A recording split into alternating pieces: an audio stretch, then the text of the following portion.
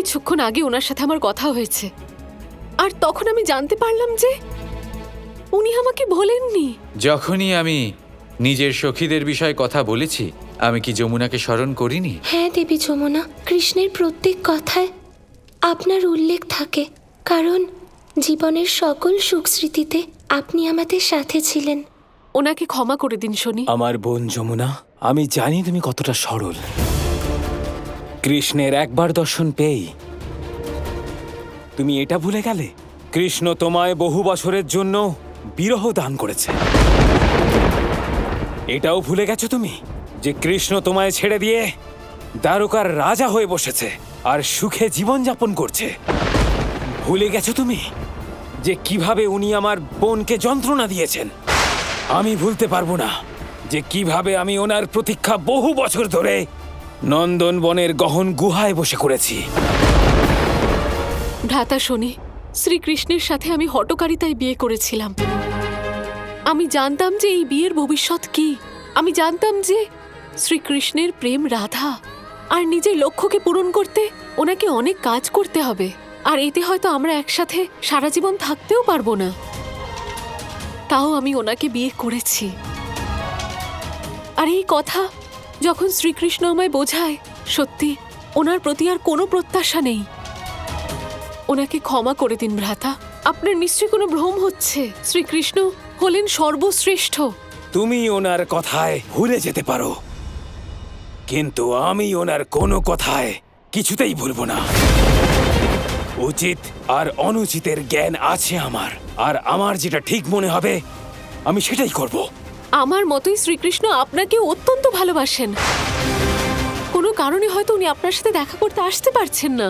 ওনাকে ক্ষমা করে দিন, আমি আপনার কাছে অনুরোধ করছি। তুমি আমাকে বাধ্য করছো। আমি শ্রীকৃষ্ণকে ওনার কর্মের ফল অবশ্যই দেব। যখন আমাকে মহাদেব আটকাতে পারেননি, আমি আর কারোর কথা শুনবো না। আপনার বক্রদৃষ্টি কঠোর, আর যখন কারোর উপর পড়ে তখন খুব যন্ত্রণাদায়ক হয়। শ্রীকৃষ্ণকে কঠোর শাস্তি দেবেন না। শাস্তি তো কষ্ট দেওয়ার জন্যই দেওয়া হয়, তাই না? আমি রাধা আর কৃষ্ণের সম্বন্ধ বিচ্ছেদ করে দেব। তখনই ওনার কর্মের উচিত শাস্তি লাভ করবেন উনি। তখন উনি বুঝতে পারবেন যে বিরহ আর প্রতীক্ষা কতটা কঠিন হতে পারে। বিরহের বেদনা যা উনি তোমায় দিয়েছেন, এবার তা ওনাকেও সহ্য করতে হবে। কি? হে, আপনি কি বলছেন শনি? আপনি কৃষ্ণের সাথে রাধার সম্পর্ক বিচ্ছেদ করে দেবেন? একদম তাই। না শনি, আপনি এটা করতে পারেন না। মানলাম আপনি হলেন ন্যায়ের দেবতা, কিন্তু আপনি এটা কিছুতেই করতে পারেন না যাতে প্রেমের কোনো ক্ষতি হয়। যেমন কর্ম তেমন ফল, আর এটাই আমার ন্যায়।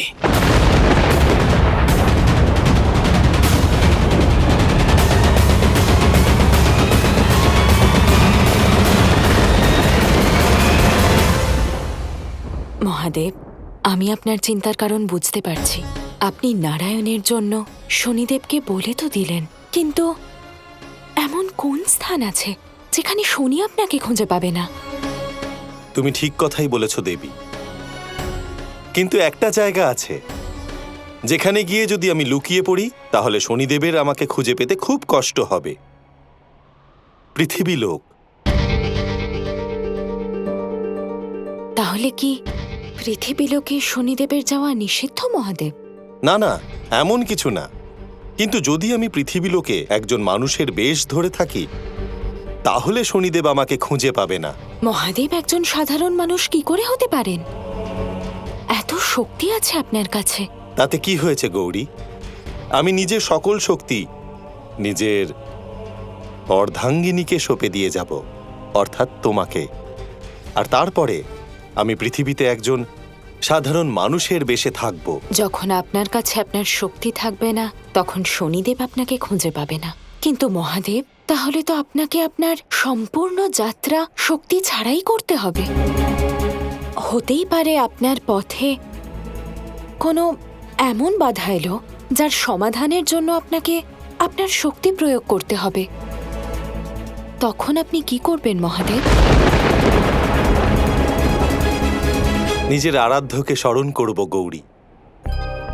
এই সব কিছু তো আমি তার জন্যই করছি। আমার কোনো ভয় নেই। মহাদেব, এই কার্যে আমি আপনাকে সহায়তা করব। যদি আপনার নিজের শক্তির প্রয়োজন হয় তখন আমি পৃথিবীলোকে আপনার শক্তি ফিরিয়ে দিতে চলে আসব। না না গৌরী, তুমি ওখানে এসো না। কারণ যদি তুমি ওখানে আসো তাহলে শনিদেব আমাকে খুব সহজেই খুঁজে ফেলবে। আর আমি চাই যে আমাকে খুঁজতে যেন শনিদেবের অত্যধিক সময় লাগে, কারণ ততক্ষণ সময় তো শ্রীকৃষ্ণও সুরক্ষিত থাকবেন।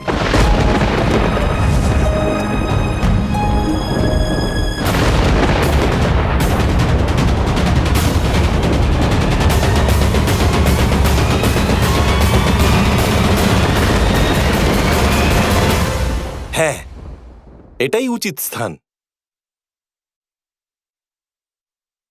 এখানে আমাকে শনি খুঁজে পাবে না। হ্যাঁ হ্যাঁ, সত্যি আপনাকে কেউ খুঁজে পাবে না আরাধ্য।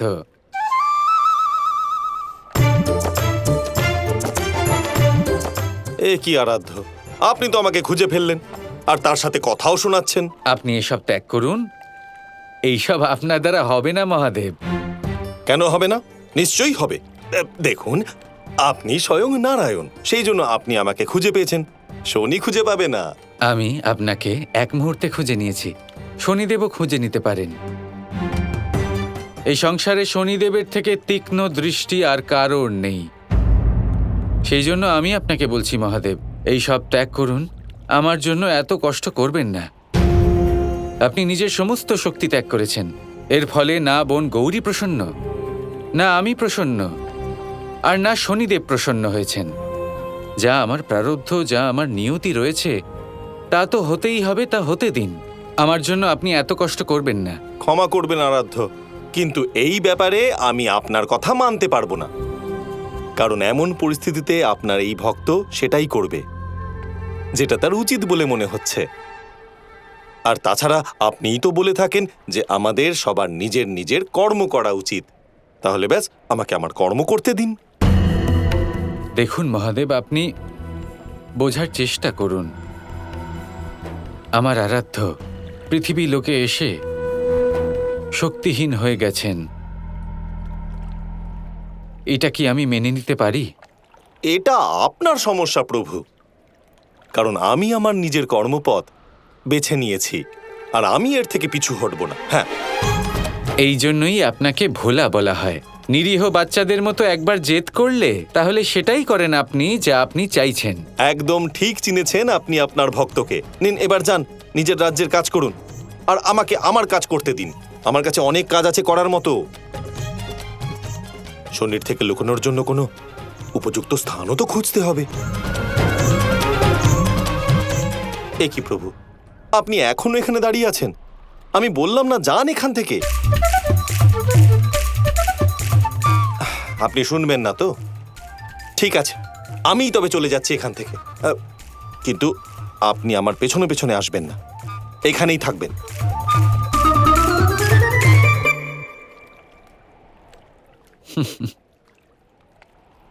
আমার আরাধ্য,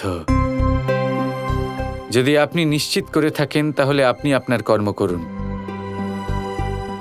আমিও নিজের কর্ম করব। আপনাকে শীঘ্রই আমি খুঁজে বের করব।